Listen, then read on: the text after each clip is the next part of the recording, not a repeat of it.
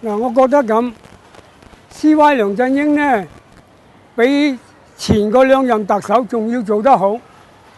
已經現在呢就陸陸續續呢實施好多嘅政策，同埋根據市民嘅要求做好多工作啦。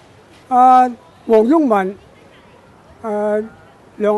長毛、陳偉業呢班人，仲有泛民等等一班人，佢哋都唔知喺立法會做過有咩好事，喐啲就話喺度反，一味就搞什麼政治。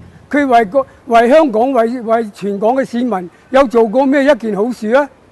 佢哋喺度一味正式禍港殃民，呢班人就話根本佢哋從未為市民諗過咩、做過咩好事，出謀劃策，佢從未試過，只係喺度玩政治，樹後軍書。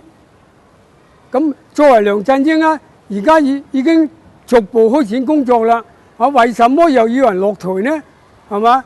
人哋剛剛上台開展工作，你就喺度成日話彈劾，要人家落台，日人家去拜訪啲市民，聽取意見，你都喺度鬧事，喺度阻住晒。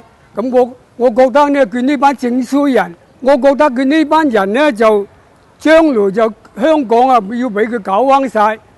你睇由董建華上任至到曾蔭權以嚟，一路一個比一個要鬧得嚴重。我將來睇佢仲要反埋香港添，係咪？想